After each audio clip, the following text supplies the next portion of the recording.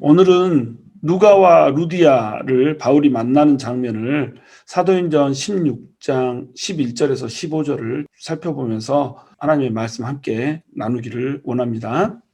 사도 바울은 실러와 함께 이제 2차 전도여행을 떠나고 있다고 그랬죠. 그래서 안디옥에서 출발해서 수리아 지방과 길리기아 지방을 통과를 하면서 개척했던 교회들을 튼실하게 하는 이런 과정을 겪는다고 하였어요. 동시에 1차 전도여행 때 교회를 개척했던 곳들을 돌아보면서 그곳들 또한 하나님의 말씀이 흥황할 수 있도록, 그리고 예루살렘 공회에서 공표했던 그 칙령들이 제대로 실행될 수 있도록 그렇게 해주기 위해서 지금 역순으로 돌아가고 있다고 그랬죠. 그래서 그 역순으로 모두 더베, 루스드라, 이고니온, 안디옥 순으로 이제 순방을 마치고 소아시아 지방으로 복음을 전하러 가기를 원했어요. 그래서 가장 교역이 활발했고 소아시아 지방의 지리적 요충지였던 에베소를 들르고자 했을 거라고 추측한다고 그랬죠. 그래서 에베소로 가려고 하고 또 소아시아로 가려고 하는데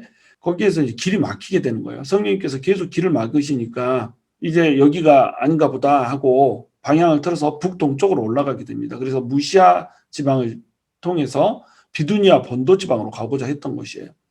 바로 이러한 곳들을 가고자 했던 이유는 에베소도 그렇고 또 서머나 사대 이런 지역들이 유대인들의 회당이 너무도 많았기 때문에 거기에서 이제 하나님의 말씀을 그것을 중심으로 전하고 싶었던 거죠. 또 비두니아 본도 지방으로 길을 선회했던 이유도 그곳에 있는 유대인의 회당들을 중심으로 말씀을 전하고자 했던 겁니다. 그래서 바울의 선교 전략이 유대인의 회당을 중심으로 복음을 전하는 거였기 때문에 유대인의 회당들이 많은 곳을 의도적으로 찾아가는 이런 것들이 바로 사도 바울의 계획이었던 거죠. 그러나 사도 바울의 이런 계획과는 달리 성령님께서 그 길을 계속 가로막는 거예요. 성령님께서 길을 가로막는다, 이것을 우리가 이해할 수 없지만 사실은 그 안에서 성령님께서는 더욱더 원대한 꿈을 꾸고 계시고 또 하나님의 비전은 우리의 비전과 다른 어떠한 계획이 있다라고 하는 것, 이것을 우리가 발견할 수 있다고 그랬죠.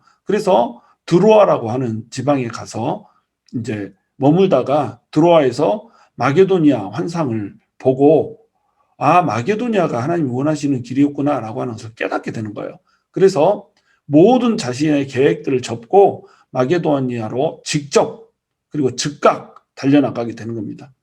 마게도니아로 즉각 갔다라고 설명을 하고 있는데 즉각 간 그것이 바로 바울의 강점이었던 거죠. 우리가 말씀이 떨어지면 즉각 떠나야 되거든요.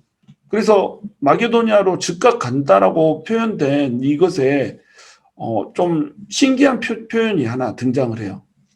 6절에서 보시면 성령이 아시아에서 말씀을 전하지 못하게 하시거늘 그들이 브르기아와 갈라디아 땅으로 다녀가, 이렇게 그들이라고 표현되어 있잖아요. 근데 10절을 보시면 바울이 그 환상을 보았을 때 우리가 곧 마게도냐로 떠나기를 힘쓰니 이는 하나님이 저 사람들에게 복음을 전하라고 우리를 부르신 줄로 인정함이라, 이렇게 기록하고 있단 말이에요.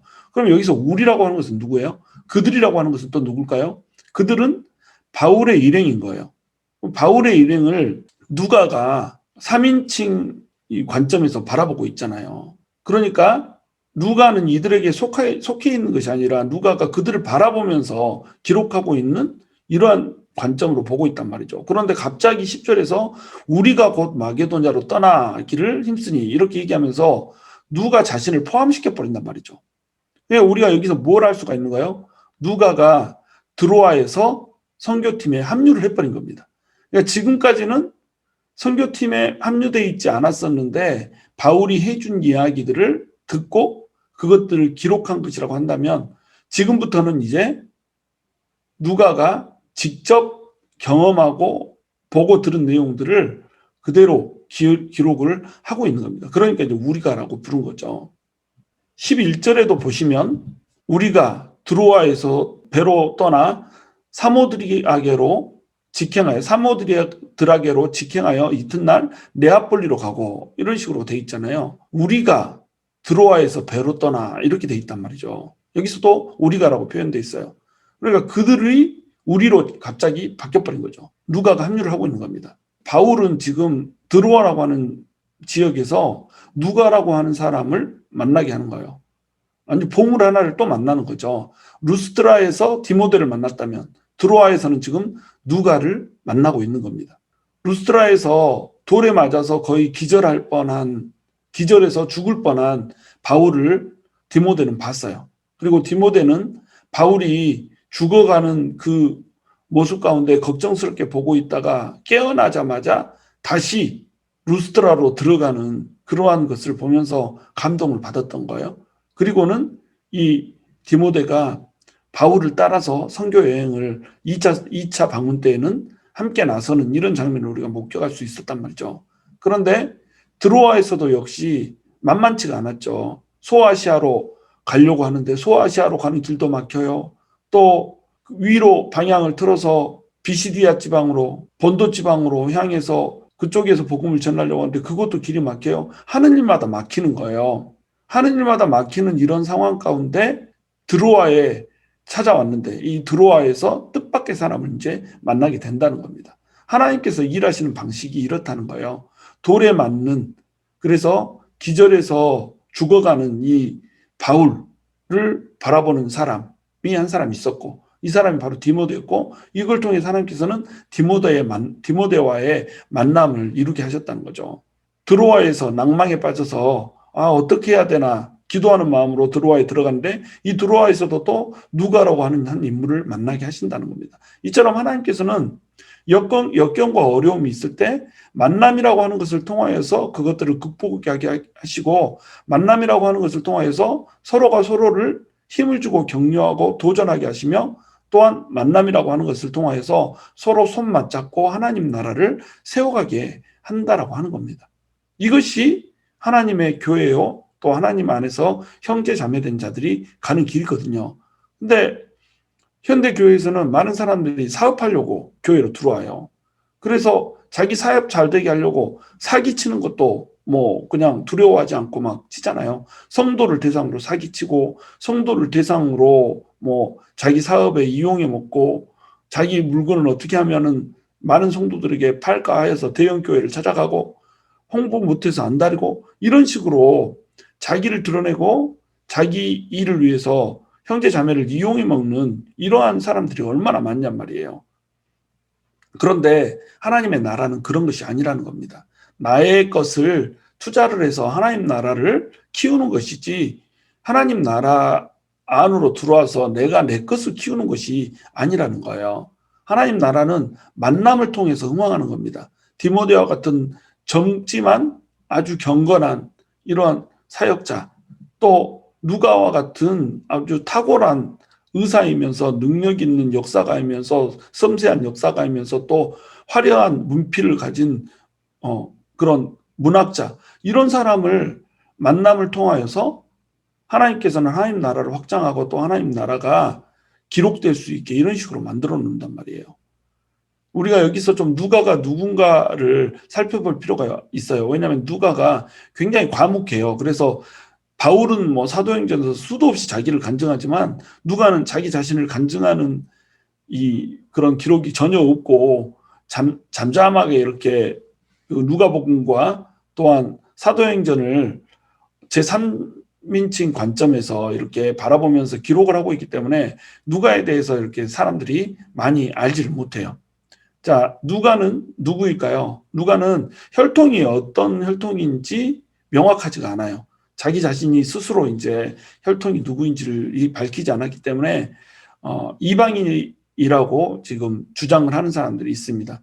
왜냐하면 바울이 동역자들을 이렇게 분류해서 얘기를 할 때 할례를 받은 사람들과 할례 받지 않은 사람들을 분류해서 이렇게 얘기해 놓은 뉘앙스로 얘기한 그런 부분이 있거든요. 그런데 후자에 이제 속한 것으로 누가를 기록을 분류를 해서 하는 겁니다. 그러니까 이방인이었을 거다 이렇게 얘기를 하는 겁니다. 그런데 또 누가복음이나 이런 것을 기록할 때 보면, 또 사도행전을 기록해 놓은 것을 보면 굉장히 유대인들의 전통이라고 하는 것을, 또 유대인들이 가르침이라고 하는 것을 잘 제시를 하면서 기록을 하고 있단 말이죠. 그러니까 누가는 아마도 헬라파 유대인이었을 것이다 이렇게 추측을 하기도 한다는 겁니다. 하여튼 누가는 정통 유대인은 아니라는 거죠. 그리고 이제 이스라엘에서 태어난 이런 사람도 아니라는 거예요. 그래서 누가는 그럼 어디에서 태어났을까 이런 궁금증을 자아내는데 누가의 고향도 명확하지 않아요. 어떤 사람은 수리아의 안디옥일 것이다 이렇게 얘기를 해요. 왜냐하면 수리아 안디옥이 선교의 중심지였고 안디옥을 중심으로 사도행전이 기록이 되고 있잖아요. 누가가 사도행전을 기록을 했는데 누가가 안디옥을 중심으로 이렇게 기록한 것을 보아서 아마도 이 안디옥에 굉장히 애정을 가진 사람이 아니겠는가 이렇게 해서 수리아 안디옥 출신일 것이다 이렇게 이제 추정을 하는 겁니다. 그런데 또 어떤 사람은 마게도니아 빌립보 출생일 것이다 이렇게 이제 기록을 한단 말이에요. 드로아에서 이제 누가를 처음 만났고 누가가 빌립보에서 오랜 시간 동안 머물면서 그곳에 세워진 교회를 담임 목회자처럼 이렇게 관리를 해주는 그런 일을 하잖아요. 그렇기 때문에 누가의 고향이 빌립보였을 것이다 이런 식으로 이제 추정을 하는 겁니다. 하여간 고향도 혈통도 명확하지 않은 이런 누가가 얼마나 귀한 사람인지 우리는 여러 곳곳에 이제 발견을 할 수가 있죠. 바울은 디모데와 디도에 대해서는 자기의 아들들이라고 이렇게 표현을 해요. 직접 디모데를 복음을 전해서 믿게 만들었고 디도도 또 직접 믿게 만들어서 같이 데리고 다니면서 일도 같이 하고 동역도 하고 성장하는 것을 옆에서 지켜봐주고 또 키워줬던 이런 사람이 바울이잖아요. 그러니까 그런 사람들에 대해서는 디모데, 디도를 아들이라고 이렇게 부른단 말이죠. 그런데 누가에 대해서는 한 번도 아들이라고 부른 적이 없어요. 왜냐하면 누가에게 복음을 바울이 전했다고 믿어지지 않기 때문에 그렇단 말이죠.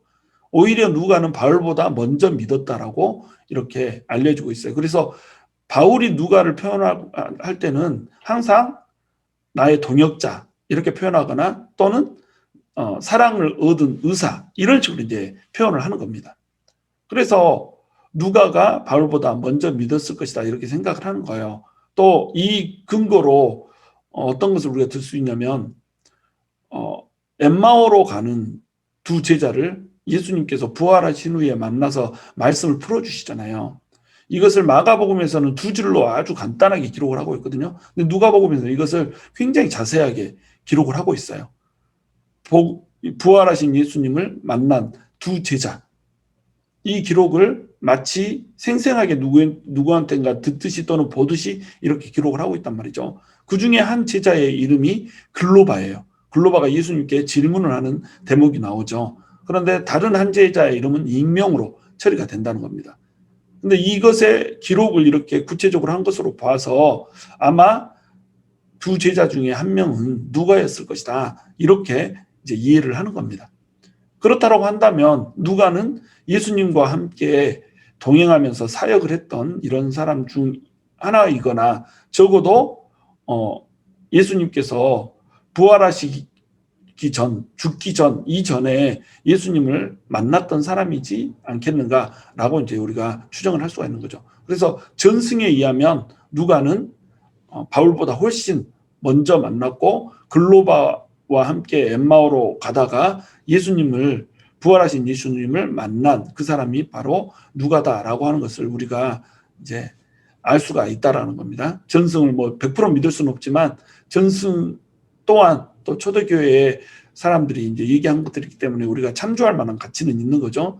그래서 어찌되었건 누가는 바울보다 먼저 믿었던 사람이고 바울이 전파해서 복음을 듣게 된 이런 사람은 아닌 거예요. 그런데 누가가 드로아에서 이제 머물고 있을 때에 바울이라고 하는 사람이 선교를 하면서 돌아다니는 겁니다. 그때 이제 누가와 바울이 만나는 거죠. 두 사람의 이 역사적인 만남이 여기서 이루어지는 거예요. 이 누가라고 하는 사람이 이제 바울의 팀에 참여를 하게 되는데 그래서 결국 이제 선교팀이 4사람으로 늘어나잖아요. 바울과 실라와 디모데와 누가. 디모데가 추가된 것도 굉장히 큰 도움이 됐겠죠. 그런데 누가가 추가된 것은 아주 결정적인 도움이 되는 겁니다. 왜냐하면 누가는 의사였잖아요. 그것도 아주 탁월한 의사였단 말이죠.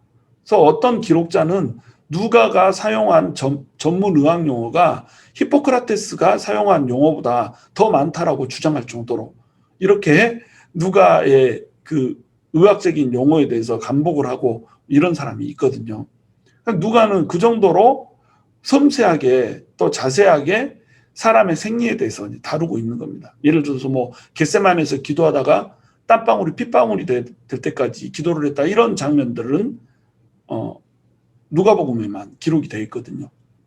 일단 누가는 특유의 그 의학적인 기술, 그다음에 과학적인 지식, 이것들이 곳곳에 배어 나오게 이런 식으로 기록을 하고 있습니다. 또한 누가는 섬세한 역사가였어요. 그 당시의 역사에 대해서 가장 잘 기록하고 있고, 누가복음, 사도행전을 보면 누가가 둘 다 기록을 했는데 역사의 흐름에 따라서 아주 상세하게 잘 기록을 하고 있거든요. 그리고 누가복음과 사도행전에 나와 있는 지명이나 또는 역사적인 환경, 배경, 이런 것들은 역사적인 고증을 통해서 한치의 오류도 없이 정확한 것으로 그 많은 기록들을 하면서도 일치를 하고 있는 이런 것들을 발견하게 된단 말이에요. 그러니까 누가는 탁월한 역사가였단 말이죠. 그러면서 또한 누가는 탁월한 문학가였어요. 얼마나 필체가 화려한지, 예수님을 믿지 않는 사람들도 문학을 전공하는 사람이라면 누가복음과 사도행전은 이 공부할 만한 가치가 있는 필독서로 여길 만큼 그런 식으로 필체가 화려하단 말이죠. 그러니까 누가는 매우 잘 배우고 필력이 있는 이런 사람이 문장가였단 말이죠. 문필가였단 말이죠. 그러니까 이런 사람이 같이 따라다닌다. 자, 사도 바울이 돌아다니면서 얼마나 고통을 많이 받았어요. 그리고 자기 육체의 가시로 인하여서 하나님께 3번이나 간구했다는 대목이 나오잖아요. 그러니까 사도 바울은 몸 자체에 지병이 있는 데다가 어디를 가든지 뭐 돌로 맞기도 하고 뭐 죽을 만한 위기를 엄청 많이 넘기잖아요. 그리고 선교지에서 얼마나 또 이 음식이나 뭐 이런 것 때문에 질병의 위험 뭐 이런 것들이 많았겠어요. 그런데 의사인 누가가 따라다니면서 또 이렇게 치료를 해주고 이럴 수 있으니까 얼마나 좋겠어요. 그리고 누가는 나중에 사도 바울이 이 감옥에 가는 순간, 그리고 죽는 최후의 순간까지 옆에서 계속 있어주거든요. 그러면서 몸이 약해진, 쇠약해진 바울을 돌보는 이런 역할을 하는 겁니다. 이 한 번의 만남이 얼마나 위대한 축복을 불러일으키는 거예요. 그러면서 또한 누가는 위대한 역사가였기 때문에 역사에 따라서 이 역사가의 관점으로 누가복음과 사도행전을 기록할 수가 있었던 거예요. 이 누가복음이 없으면 역사적인 예수라고 하는 부분이 굉장히 약해져 버리거든요. 예수님의 역사성이 매우 약해져 버린다는 겁니다. 그런데 누가가 등장함으로써 역사 속에서 검증된 예수님이 너무나도 또렷하게 나타날 뿐만 아니라 사도행전을 봐도 사도행전의 그 기록한 방식을 보면 그 어떠한 역사적 기술보다도 탁월한 역사적 관점을 가지고 이렇게 기술을 하고 있다는 겁니다. 또한 누가는 문학가잖아요. 그러니까 또 굉장히 멋있는 표현들로 하나님의 역사, 그리고 성령님의 역사하심이 사도들을 통해서 이루어지고 있는 것들을 멋지게 그려내고 있는 겁니다. 그래서 누가는 아마 의도적으로 하나님께서 여기에 심어두시고 바울과 만나게 한 존재이지 않겠는가, 우리가 이렇게 보는 거예요. 누가가 그곳에 머물러 있는 동안 하나님께서는 또한 마게도니아에 대한 비전을 가지고 계셨고, 바울과 누가가 하나님의 비전 안에서 함께 이곳에서 만날 수 있게 이렇게 만들어 놓은 겁니다. 얼마나 멋져요. 하나님께서는 곳곳에 사람을 두고 이렇게 만나게 한단 말이죠. 우리 모두의 만남이 결코 우연이 아니라는 겁니다. 또한 누가는 탁월한 전도자였잖아요.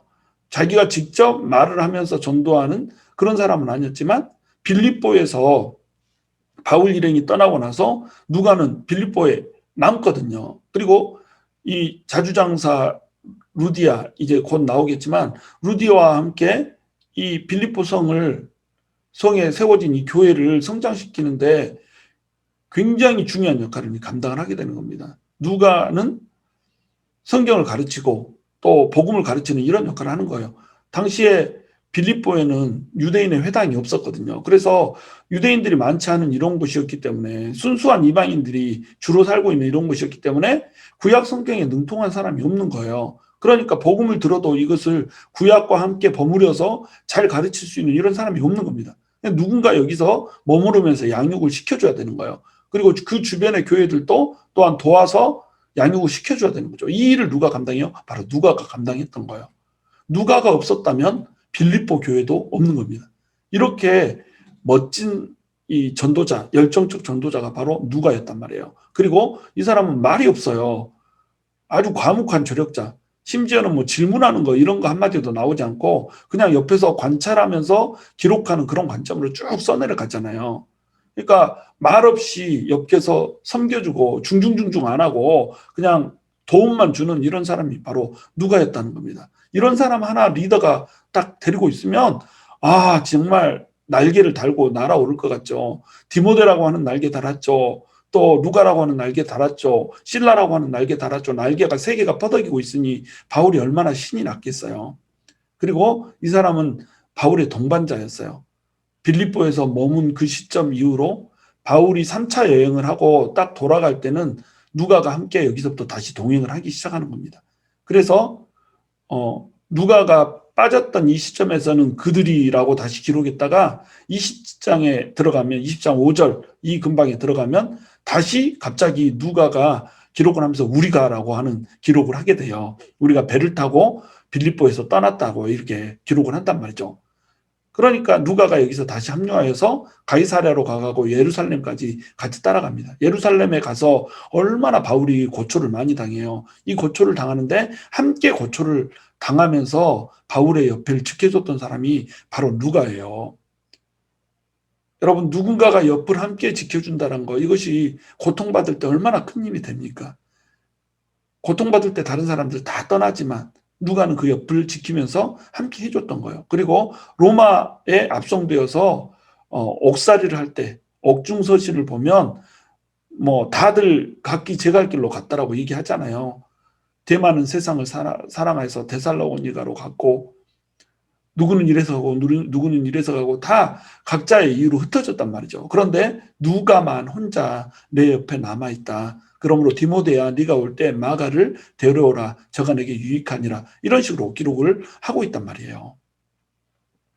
자, 옥중서신에서 이렇게 기록을 하고 있다라고 한다면 지금 누가는 어때요? 옥에 갇혀진 바울을 극진히 돌보면서 지금 계속 바울의 동역자료, 바울의 조력자로 지금 일을 하고 있는 겁니다.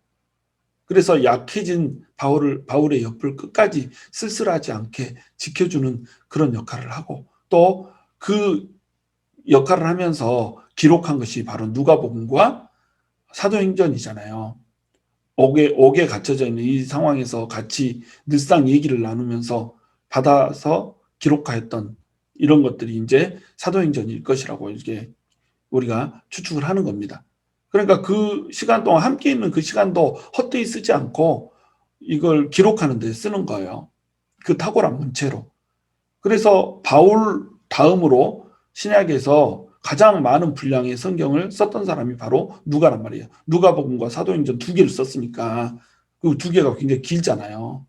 그러니까 이런 아주 중요한 역할을 해냈던 사람이 바로 누가란 말이죠. 그리고 바울이 최후를 마치는 그 순교하는 순간까지 함께 옆에서 있으면서 바울의 그 열정을 그대로 배운 겁니다. 그리고 바울이 죽은 후에도 열정적으로 복음을 전하다가 84세에 추정입니다. 이건 80세에서 84세로 추정되는데 80세가 넘어서는 그 노구에까지 열정적으로 복음을 전하다가 올리브나무에 매달려서 순교를 하게 되는 이러한 과정을 밟았던 것이 바로 누가라고 하는 것이에요. 바울이 순교의 길을 열정적으로 걸어갔던 것처럼 누가도 함께 그 만남을 통해서 바울의 걸어갔던 그 길을 그대로 따라 배우는 거예요. 이게 만남의 축복이라는 거거든요. 사람이 차지할 수 있는 영광 중에 가장 큰 영광이 이제 순교라고 한다면 바로 바울이 갔던 그 길을 누가도 그대로 걸어가는 겁니다. 서로가 서로에게 힘이 되어줬고 서로가 서로를 키워주고 또 서로가 서로에게 격려가 되고 도전이 되고 위로가 되었던 이 사람들이 같은 길을 각자 걷고 있지만 동일한 길을 걷고 있는 이것을 우리가 발견할 수 있다라고 하는 겁니다. 만남이 이만큼 우리에게 소중하다는 거예요. 12절에 보시면 거기서 빌립보에 이르니 이는 마게도냐 지방의 첫 성이요 또 로마의 식민지라 이 성에서 수의를 유하다가 이렇게 돼 있죠. 지금 마게도냐 환상을 본 이 바울의 일행은 바로 이제 드로아에서 마게도냐로 직진을 해서 이제 달려가기 시작하죠. 바로 배를 타고 이제 한 섬을 쭉 지나쳐서 네아폴리라고 하는 곳으로 가요. 네아폴리는 어떤 도시였다라고 하기보다는 항구라고 볼 수가 있어요. 그러니까 이곳에서는 복음을 전하지 않죠. 이것은 성이라고 하기보다는 빌립보로 이어지는 항구 도시다, 항구다 이렇게 이제 생각을 하면 되는 겁니다. 네아폴리, 볼리가 들어가면 다 폴리스라는 뜻이거든요. 네아폴리스, 영어로는 이렇게 부르겠는데, 요 네아폴리라고 하는 것을 통과하여서 빌립보로 바로 이제 들어가게 되는 겁니다. 빌립보는 이 마게도냐 지방의 첫 성이죠. 그런데 누가는 이 성을 로마의 식민자라고 표현하고 있어요. 자, 지금까지 바울이 돌았던 곳 중에 로마에 속하지 않은 곳이 있나요? 없죠. 여기만 유독 로마의 식민자라고 표현하고 있어요. 신약 전체를 통해서 로마의 식민자라고 표현된 곳은 바로 빌립보밖에 없는 거예요. 다 로마의 식민지잖아요. 그런데 왜 빌립보만 루가는 로마의 식민지라고 이렇게 표현을 했을까요? 우리는 그것을 이제 알 수가 없는 겁니다. 왜 그랬지? 이렇게 이제 생각할 수 있죠. 우리가 이제 추정할 수 있는 것은 뭐냐면 빌립보에 대한 이 누가의 관심을 나타내는 것이다 이렇게 볼 수가 있어요. 그래서 누가는 빌립보 출생일 것이다 이렇게 추정을 한다고 그랬잖아요. 아마 그랬기 때문에 로마의 식민지라고 이렇게 특별하게 표현을 하고 있지 않는가 이렇게 볼 수가 있어요. 두 번째로는 나중에 이제 바울과 실라가 감옥에 갇히잖아요. 복음을 전하다가 어떤 이 귀신 들린 여종이 그 점을 치는데 그 귀신을 쫓아냈다가 주인으로부터 고소를 받고 감옥에 갇힐 때 로마 시민권자라고 하는 그 타이틀을 가지고 굉장히 이제 깡짜를 부리거든요. 배짱을 부리거든요. 그렇기 때문에 로마의 식민지라고 하는 표현을 해서 미리 이렇게 복선을 깔아둔 것이 아닌가라고 하는 이제 것을 추측해 볼 수가 있는 거죠. 또 한 가지는 뭐냐면 이곳이 로마의 식민지가 될 거라고 하는 것을 그 누구도 이제 믿지 못한 그런 시였다라고 하는 거예요. 이 빌립보 이렇게 표현했으니까 여러분이 추측할 수 있게 이 성의 이름을 어떤 빌립이라고 하는 사람의 이름에서 따왔을 것이다 이렇게 추측할 수가 있잖아요. 근데 이 빌립보라고 하는 성은 빌립 2세의 이름에서 따왔거든요. 빌립 2세는 누구냐면 바로 알렉산더 대왕의 아버지인 겁니다. 알렉산더 대왕이 마게도냐 출신이잖아요. 그리고 빌립보라고 하는 이 성을 아버지 이름을 따서 지었단 말이에요. 그러니까 이 성이 얼마나 중요한 곳이었겠냔 말이죠. 마게도냐로 들어가는 첫 관문이고 첫 성인데 매우 중요한 거란 말이에요. 이 마게도냐를 중심으로 동으로 서로 정복을 하는 이런 것을 분류를 해서 이제 정복 전쟁을 이렇게 치렀잖아요. 그래서 이 마게도냐에서 출발해서 헬라 제국이 세워졌고 또 헬라 문화가 형성이 되었던 곳 이런 곳이 바로 이제 빌립보라는 거예요. 그러니까 빌립보는 그 명성이 아주 자자했죠. 헬라 제국 어마어마한 제국이잖아요. 심지어는 로마가 제국을 세우고 나서도 문화만큼은 헬라의 문화를 취하고 그리스 로마 신화 보면 원래 로마 신화는 그런 신화가 아니었어요. 조잡했어요. 그런데 헬라에 가서 보니까 와 신화도 그냥 아주 삐까번쩍하고 철학도 헬라 철학 와우 언어도 뭐 헬라 언어 이미 다 퍼져 있고 이러니까 헬라가 당시 로마 제국의 공용어였잖아요. 로마 제국인데 헬라어가 공용어란 말이죠. 그 다음에 문화도 헬라 문화를 받아들이고 심지어 신화까지 로마에서 헬라 신화를 가져다가 써서 그리스 로마 신화라고 이름만 바꿔서 이렇게 쓸 정도로 이런 식으로 헬라 문화는 탁월한 문화였단 말이죠. 그리고 철학도 대부분 헬라 철학에서 유래를 하잖아요. 그러니까 이 헬라가 얼마나 융성했어요. 그것을 일으킨 곳이 바로 마게도냐였고 마게도냐의 첫 성이 빌립보였으니까 얼마나 자부심이 강해요. 영광과 자부심 결코 무너질 수 없는 곳 이곳이 로마의 식민지가 돼버린 겁니다. 로마에 무너져 버린 거죠. 그러니까 누가는 이 로마의 식민지라고 하는 표현을 굳이 빌립보에다 엎은 거예요. 그래서 이 망가진 영광과 자부심이라고 하는 것 이것을 드러내주고 있는 겁니다. 아맘리에 그러니까 인간의 영광과 자부심은 오래 갈 수 없는 것이다라고 하는 것을 그림원으로 얘기해주고 있는 것이라고 하는 거예요. 또한 이 빌립보는 역사적으로 굉장히 중요한 곳이에요. 왜냐하면 로마 제국의 첫 번째 황제라고 할 수 있는 황제가 되었던 그 사람이 바로 옥타비아누스잖아요. 초대 황제가 아우구스트, 오거스터스, 우리말 영어로 하면 오거스트, 뭐 아니 로마로 하면 이제 아우구스투스라고 하는 황제 생각나시죠? 그 황제의 본명이 옥타비아누스잖아요. 근데 이 옥타비아누스가 자기의 양 아버지인 줄리어스 시저를 배신하고 죽인 브루투스랑 이제 전쟁을 펼치는 거예요. 이 브루투스가 줄리어스 시저를 배신하여서 이렇게 칼로 찌르잖아요. 그러니까 줄리어스 시저가 유명한 대사 하나 하잖아요. 브루투스 너 맞아. 막 이러면서 이제 죽잖아요.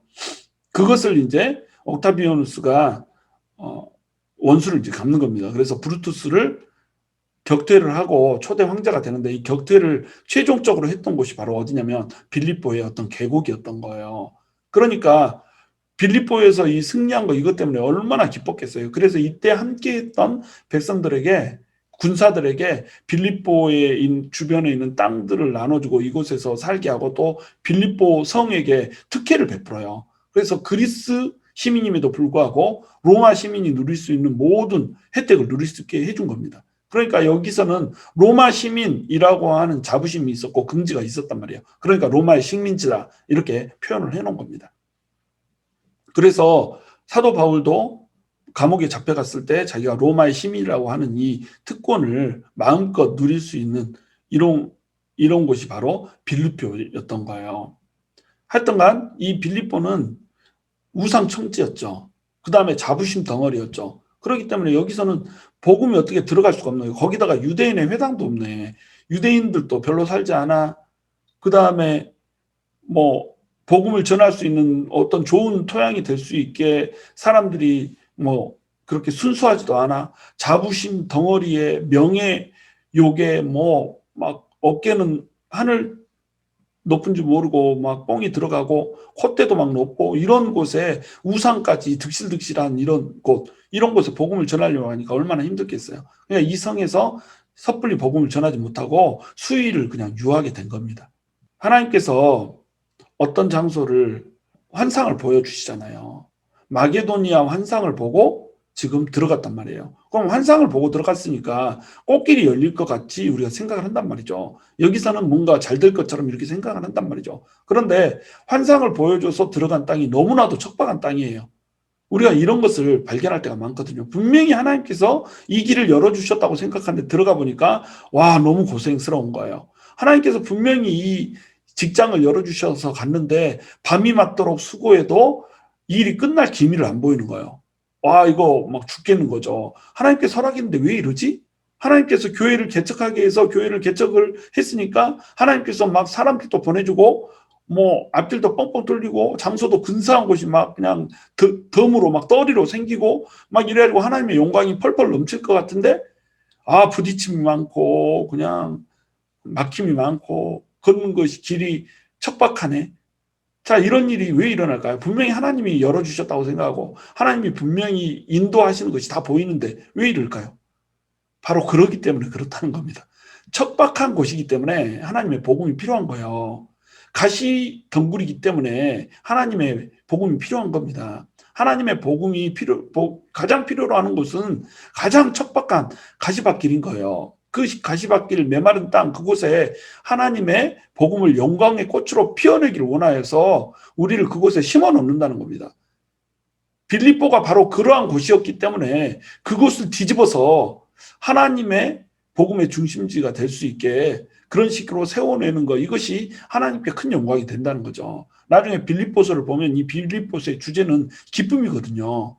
빌립보 교회는 사도 바울에게 기쁨이 되는 교회였고 항상 너네가 기뻐하라는 그런 메시지 주제를 막 주면서 또 빌립보 교회에서 헌금을 해가지고 예루살렘 교회가 힘들어할 때 여기에 재정후원도 하고 막 이런 교회였잖아요. 엄청나게 건강하고 좋은 교회, 기쁨이 넘치는 이런 교회로 이 교회가 성장을 했던 것을 우리가 볼 수 있단 말이죠. 그런데 그렇게 막상 되기 전까지는 이곳은 어떤 곳이었어요? 복음이 도무지 들어가기 힘든 척박한 곳이었단 말이죠. 그래서 13절에도 보시면 안식일에 우리가 기도할 곳이 있을까 하여 문밖 강가에 나가 거기 앉아서 모인 여자들에게 말하는데 이렇게 나와 있어요. 자, 안식일인데 유대인의 회당이 없으니까 회당을 찾아갈 수가 없잖아요. 기도할 곳을 찾지를 못하는 겁니다. 유대인들은 10명 이상이 모여야지 회당을 지을 수가 있거든요. 그것도 남자가 10명 이상. 유대인 남자 10명 이상이 되면 회당을 지을 수가 있는 거예요. 근데 빌립보 성 전체에 이 유대인 10명이 안 됐던 겁니다. 그러니까 회당을 지을 수가 없죠. 그래서 예배를 드리고 싶어도 예배 드릴 수 있는 공간이 없는 거예요. 하나님에 대해서 알고 싶어도 하나님을 알만한 공간, 기도할 만한 공간도 없는 거예요. 근데 안식일은 왔네. 이 기도할 곳을 찾아야 될 거 아니에요. 그래서 간 곳이 바로 강가인 겁니다. 이 강가에 사람들이 모여서 회당 대신에 예배를 하는 이런 곳이 있었던 거예요. 뭐 강가나 공원처럼 생긴 이런 공터나 휴양지나 막 이런 곳에 가서 사람들이 같이 모여서 하나님을 경외하는 이런 일들을 했던 거예요. 그러니까 유대인 여자가 있거나 또는 하나님을 경외하는 사람, 갓피어러가 있거나 이러면 이 사람들은 어찌됐건 하나님을 경외해야 될 거 아니에요. 유대인은 회당은 없지만 회당을 대용할 수 있는 대체하는 장소가 필요했던 거죠. 이 장소가 바로 강가였던 거예요. 그래서 이 강가로 지금 이 사람들이 모여서 이러고 있을 것이다 하고 강가로 지금 찾아서 나선 겁니다. 일부러 이런 곳을 찾아서 나선 거죠. 그랬더니 대체나 사람들이 모여서 있는 거예요. 그런데 여자들만 모여 있었던 겁니다. 남자들도 없고 여자들만 몇 명 모여가지고 이제 하나님에 대해서 얘기를 나누고 있는 이런 상황인 거예요. 그러니까 거기에 이제 앉아서 같이 아줌마들하고 같이 이제 얘기를 나눈 거죠. 복음을 아줌마들한테 전하는 겁니다. 그래서 복음을 전하는데 이 중에 복음을 받아들인 한 사람이 이제 등장을 하게 되는 겁니다. 그것이 바로 루디아라고 하는 한 여인이었어요. 젊은 여자들이 모여서 얘기를 나누고 있는데 이 얘기를 나누고 있는 사람들한테도 복음을 전하니까 여자들이 다 복음을 받아들이는 게 아니에요. 딱 한 사람 복음 받아들인 겁니다. 딱 한 사람. 마게도니아 환상을 보고 넘어왔는데 한 사람 복음 받아들이는 거예요. 얼마나 낙담되는 상황이에요. 그런데 이 상황이 낙담되는 상황이 아니라는 거예요. 씨앗 하나가 발견되면 이 씨앗을 통해서 결국은 이 씨앗이 싹을 틔우고 더 많은 씨앗들로 되게 되는 겁니다. 그리고 이 씨앗이 고작 한 명이라고 할지라도 이것은 고작 한 명이 아니라는 거예요. 천하보다 귀한 한 영혼이라고 하는 겁니다. 자, 14절 보시면 두아디라 시에 있는 자색 옷감 장사로서 하나님을 섬기는 루디아라 하는 한 여자가 말을 듣고 있을 때 주께서 그 마음을 열어 바울의 말을 따르게 하신지라 이렇게 나오고 있죠. 두아디라 시에 있는 자색 옷감 장사 이렇게 얘기하고 있어요. 직업은 자색 옷감 장사예요.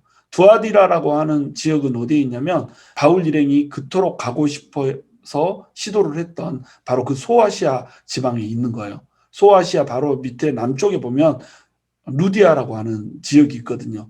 바로 이 루디아라고 하는 소아시아 그중에서 루디아라고 하는 이 지역에 보면 이 지역에 두아디라라고 하는 성이 있는 거예요. 그러니까 루디아라고 하는 이 이름은 사실은 루디아의 본래 이름이 아니라 우리 순천댁, 여주댁 뭐 이렇게 하듯이 루디아댁 하는 이름이었단 말이죠. 이것이 이 사람의 이름인 것처럼 되어서 지금 이제 리디아라고 하는 이 영어 이름이 미국에서 굉장히 흔하게 이렇게 쓰이잖아요. 하여간 루디아댁, 자기 이름으로도 불리지 않고 루디아댁, 순천댁, 광주댁 막 이렇게 불리는 것처럼 불리고 있단 말이죠. 이 여인 하나, 이름으로 불리지도 않는 이 여인 하나가 지금 예수님을 믿게 된 겁니다. 그런데 예수님을 믿게 된 이 과정은 뭐예요? 마게도냐 환상을 보고 다른 곳 다 막아놓고 결국 이쪽으로 불러서 믿게 한 사람이 바로 루디아란 말이에요. 이 영혼이니까 얼마나 귀해요. 천하보다 귀한 한 영혼. 이 영혼을 하나님께서는 여기에 배치를 시켜놓고 이 사람이 믿게 만든 거예요. 마게도냐 환상의 바로 첫 주인공 이 사람이 루디아가 된 겁니다. 주께서 그 마음을 여셨어요. 그 마음을 복음을 우리가 전하지만 마음을 여는 것은 바로 주님이에요. 주님께서 마음을 여셔야지 믿을 수가 있는 겁니다. 이 사람은 하나님을 섬기는 여인이었잖아요. 갓피어로였어요. 그러니까 두아디라에서 아마도 하나님을 믿게 됐겠죠. 두아디라에는 유대인의 회당이 있기 때문에 이곳에서 하나님에 대해서 처음 이야기를 들었을 것이고 또 이곳에서 이야기를 들은 이후에 하나님을 줄곧 섬겨왔는데 두아디라에 있는 그 자주 옷감, 자색 옷감을 가지고 사업을 하기 위해서 지금 빌립보로 와서 지금 장사를 하고 있는 이런 여인인 거예요. 자주 옷감 장사, 다시 얘기해서 두아디라에서 온 여사장, 이렇게 우리가 보면 되는 겁니다. 굉장히 능력 있는 이제 이런 사람인 거죠. 그럼 자주 옷감 장사다, 이 말은 뭐예요? 굉장히 부자란 뜻이에요. 자주색은 그때 당시에 왕을 상징하는 거고 존귀한 자를 상징하는 색깔이었잖아요. 그래서 아무나 뭐 존귀한 색깔을 옷을 입고 다니고 뭐 이럴 수는 없잖아요. 자주색이라고 하는 이 색깔을 내는 그 염료를 얻기가 굉장히 힘들었겠죠. 그러니까 귀했단 말이죠. 흔하지가 않았단 말이죠. 그래서 이 옷감은 굉장히 비싼 값으로 팔렸고 이 옷감을 맡아서 팔고 있다. 이 물량만 가지고도 부자인 것을 알 수가 있는 이런 사람이죠. 그러니까 여자로서 굉장히 부자였던 이런 사람이라고 하는 것을 우리가 이제 알 수가 있는 겁니다. 15절에 보면 그와 그 집이 다 세례를 받고 우리에게 청하여 이르되 만일 나를 주 믿는 자로 알거든 내 집에 들어와 유하라 하고 강권하여 머물게 하니라. 루디아라고 하는 한 여인이 믿는데 이 여인이 믿는 것은 한 여인의 믿음으로 끝나지 않아요. 자기 집에 있는 사람들을 전부 다 데리고 와서 믿게 만들어요. 그 집이 다 믿었다. 이 말은 뭐냐면 그 집에서 일하고 있는 사람이 다 믿었다는 뜻입니다. 자주 옷감을 파는 장수였기 때문에 이 상인이었기 때문에 거기에서 일을 하는 사람들이 좀 있었겠잖아요. 그 일꾼들도 다 믿고 그 가족들도 다 믿고 전부 다 예수님을 믿게 된 거죠. 그러니까 한 가족이 예수님을 믿고 그 가족 전체가 교회가 돼버린 거예요. 두 사람 이상 예수님을 믿는 그 모임이 바로 교회잖아요. 교회, 예수님을 믿는 예수님의 부르심을 받은 사람들이 모인 곳, 이것이 바로 교회잖아요. 두 사람 이상만 모이면 교회가 된단 말이죠. 근데 이 많은 사람들이 믿게 됐으니까 가정교회가 탄생이 되게 된 겁니다. 그래서 바울에게 있어서 루디아라고 하는 사람은 굉장히 의미가 있는 사람인 거예요. 왜냐하면 마게도냐 환상을 보고 딱 갔는데 땅이 척박하여서 복음을 전하고 있지 못하고 있는 상태에서 억지로 강가에 찾아가서 안식일에 하나님의 이야기를 나누고 있는 이런 사람들을 발견하고 복음을 전해서 첫 열매를 받게 된 이 마게도냐 환상에 대한 응답이었단 말이죠. 마게도냐에서 손짓하여 부른 것이 바로 이 여인이었구나라고 느낄 정도로 이렇게 생각을 했을 거 아니에요. 그러니까 환상에 대한 응답이었다는 거죠. 또한 빌립보의 첫 열매였어요.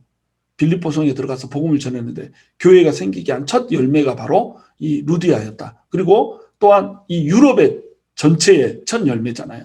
그리고 빌립보의 첫 가정교회고 유럽의 첫 교회인 거예요. 우리 첫 번째라고 하는 것이 항상 중요하잖아요. 바로 이곳을 교두보로 이제 다음 행보를 이어갈 수 있게 이렇게 되는 겁니다.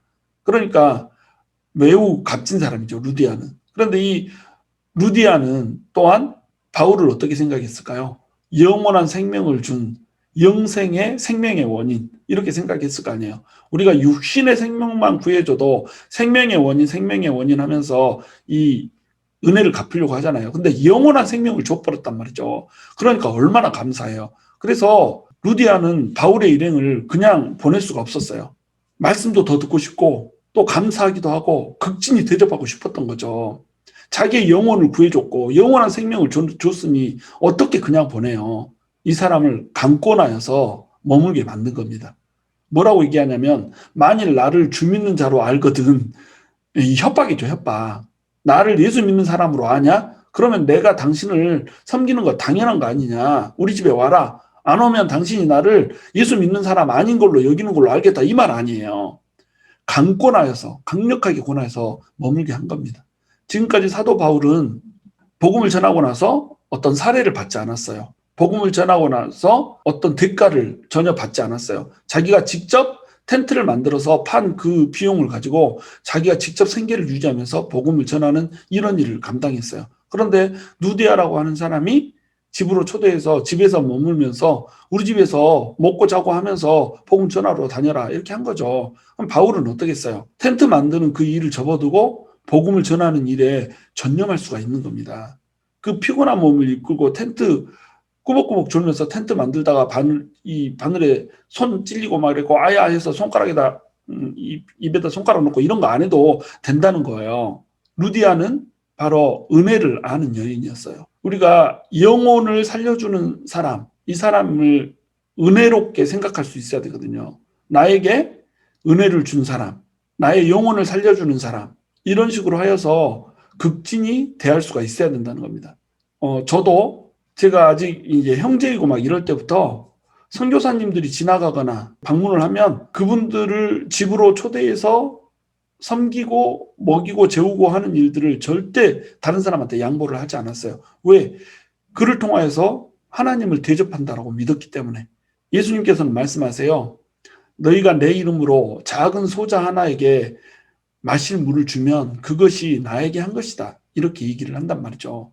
양과 염소를 분류할 때 양은 오른쪽에 염소는 왼쪽에 분류를 해서 염소는 버리잖아요. 근데 이 양을 취하는 이유, 염소를 버리는 이유, 이 이유가 뭐였어요? 내가 목마를 때 너희가 물을 주지 않았고 내가 배고플 때 너희가 먹을 것을 주지 않았다. 이것이 염소였어요. 그런데 반면 내가 목마르고 배고플 때 네가 물도 먹을 것도 주었다. 이것이 양이었단 말이죠. 그러면 이때 이 작은 소자는 누구예요? 예수님한테 물을 줬다. 먹을 것을 줬다. 이것을 뭘로 판단을 했죠? 작은 소자로 판단했잖아요. 그럼 작은 소자는 누구냔 말이에요. 이 작은 소자는 예수님의 제자들이었단 말이에요. 너희들이 그 작다고 여기는, 하찮게 여기는 그 제자들이 하나님의 말씀, 예수님의 말씀을 가지고 돌아다니고 있는데 그들에게 한 것이 바로 나한테 한 것이다 이거예요. 바울이 뭐 볼 거 있어요. 키도 작고 성질도 괴팍하고 이런 사람이잖아요. 뭐 자람이 없는 사람, 머리가 자라지 않는 사람이란 말이에요. 이런 사람이니까 뭐 외모로 보면 이 사람 볼 것도 없죠. 볼품 없죠. 그러나 하나님의 말씀을 전하는 사람이고 그 말씀을 통하여서 나에게 복음을 통하여 구원을 주고 영원한 생명을 준 사람이기 때문에 감사한 겁니다. 그러니까 바울을 하나님처럼 예수님처럼 주님처럼 이렇게 대하는 거예요. 바로 이러한 사람이 되어야 된다는 거죠. 그래서 복음을 전하는 사람이 복음에 전념할 수 있게 아무 염려 없이 복음에 전념할 수 있게 이렇게 해준 여인이 바로 루디아라고 하는 여인인 겁니다. 우리가 만남이라고 하는 것이 이렇게 소중해요. 여러분 누가와 루디아라고 하는 이 두 사람의 만남, 이 두 사람과 바울의 만남을 봐보세요. 바울에게 얼마나 이 만남이 큰 힘이 됐겠어요. 이 만남을 통해서 하나님은 일하세요. 여러분 우리가 서로 만나고 서로 성도가 된 거 이것은 결코 우연이 아니에요. 만남을 함부로 여기지 마세요. 만남을 통해서 사람 이용해 먹으려고 하지 마세요. 나에게 이익이 되게 하기 위해서 만남을 이용해 먹으려고 하면 안 돼요. 이 만남은 반드시 하나님의 나라를 위해서 쓰여져야 되는 거예요. 이 만남을 통하여서 서로가 서로에게 위로가 되고 격려가 되고 도전이 되고 서로를 키워주는 것이 돼야 되고 이 만남을 통해서 서로 하나님 앞에 자라가야 되며 이 만남을 통해서 하나님의 나라가 확장이 돼야 된단 말이죠. 우리의 만남이 또 글로리 교회에 있는 모든 성도들의 만남이 서로가 서로에게 위로가 되고 도전이 되고 격려가 되며 하나님 나라를 세우게 되는 그런 귀한 계기가 될 수 있게 되기를 주님의 이름으로 축원합니다.